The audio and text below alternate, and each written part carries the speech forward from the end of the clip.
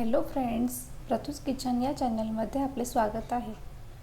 कुरडई बनवल्यानंतर गव्हाचा कोंडा फेकून न देता त्यापासून पौष्टिक अशा पेंडवड्या कशा बनवायच्या याची रेसिपी दाखवणार आहे.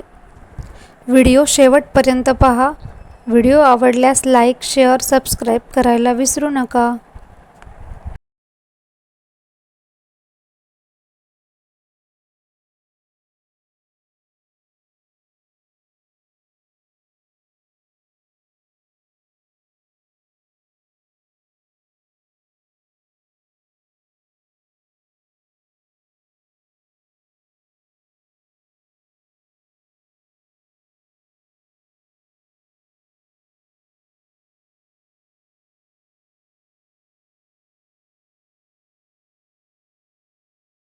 मी येथे एक कढई मध्यम आचेवर तापत ठेवली आहे. त्यामध्ये स्वच्छ निवडून घेतलेली 1 कप बाजरी मंद आचेवर भाजून घ्यायची आहे.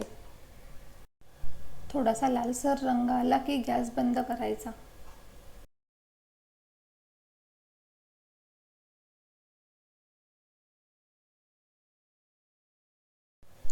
बाजरी व्यवस्थित भाजून झाली आहे. ती आता दुसऱ्या भांड्यात थंड होण्यासाठी काढायची.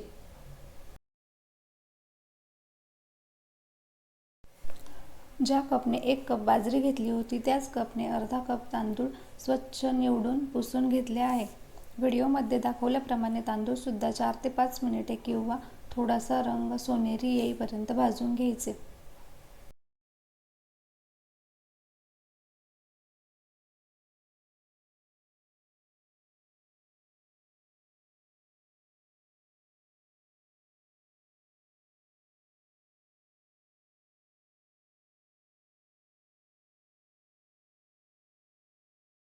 व्हिडिओमध्ये दाखवल्याप्रमाणे बाजरी आणि तांदूळ थंड झाल्यावर मिक्सरच्या भांड्यात जाडसर बारीक करून घ्यायचे. अशा प्रकारे मी बाजरी आणि तांदूळ जाडसर बारीक करून घेतले आहे. जास्त बारीक करायचे नाही.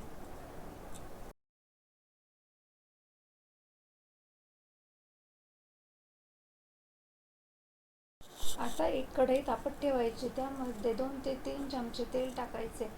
तेल व्यवस्थित गरम झाल्यावर त्यामध्ये 2 चमचे जिरे,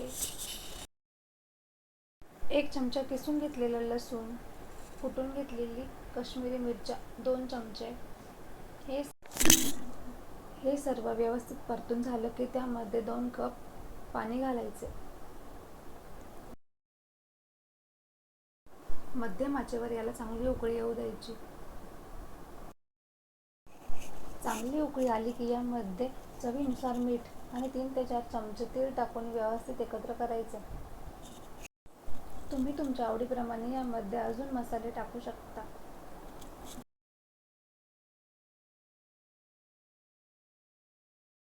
पाण्याला चांगली उकळी आली की गॅसची फ्लेम कमी करून यामध्ये मिक्सरच्या भांड्यात बारीक केलेले मिश्रण टाकायचे.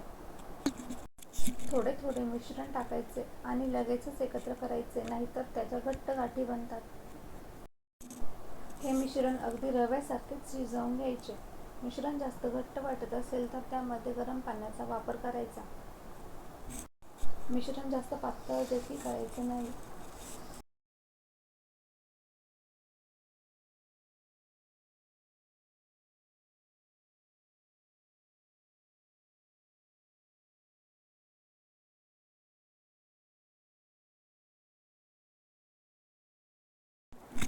हे सर्व व्यवस्थित एकत्र केल्यावर यावर झाकण ठेवून मंद आचेवर 5 ते 7 मिनिटे व्यवस्थित शिजवून घ्यायचे.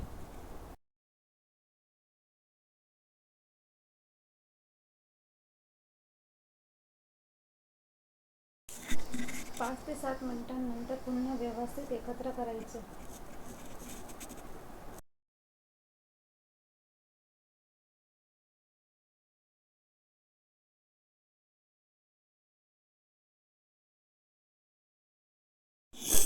कुरडई बनवल्यानंतर जो कोंडा उरला होता त्यामधून मी 2 कप कोंडा स्वच्छ धुवून 2 ते 3 तास फॅनच्या हवेखाली सुकवून घेतला आहे.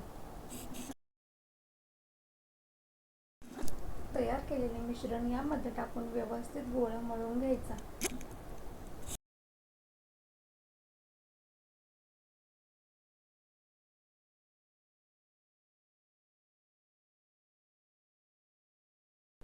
कोंड्याला खूप कोरडेपणा असतो. कोंडा आणि मिश्रण व्यवस्थित एकजीव करण्यासाठी यामध्ये मी 2 चमचे बेसन टाकले आहे.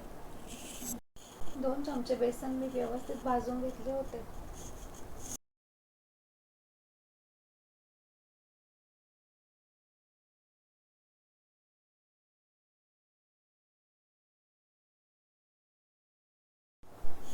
थोडेसे थंड झाले की हे व्यवस्थित हाताने किंवा चमच्याने एकत्र करून घ्यायचे.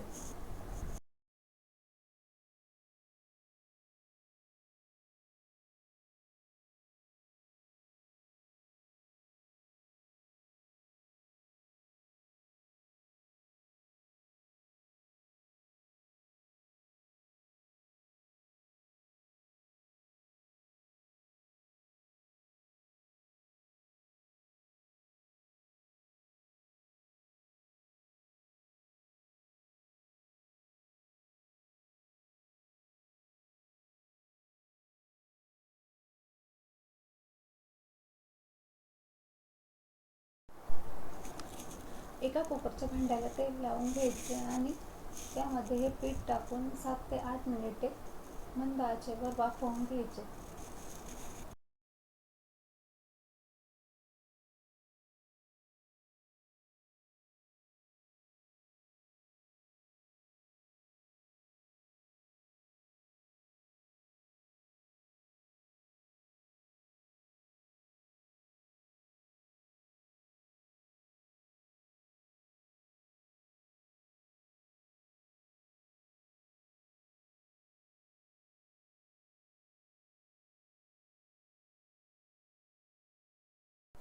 सात ते 8 मिनिटांनंतर पीठ व्यवस्थित वाफवले आहे.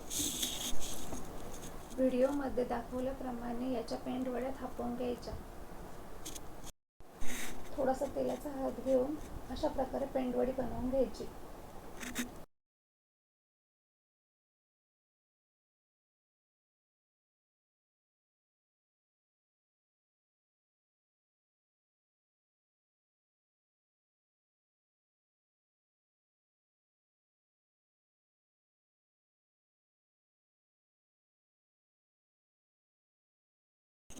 पेंडवड्या कडक उन्हात टाकून 2 ते 3 दिवस छान वाळवून घ्यायच्या.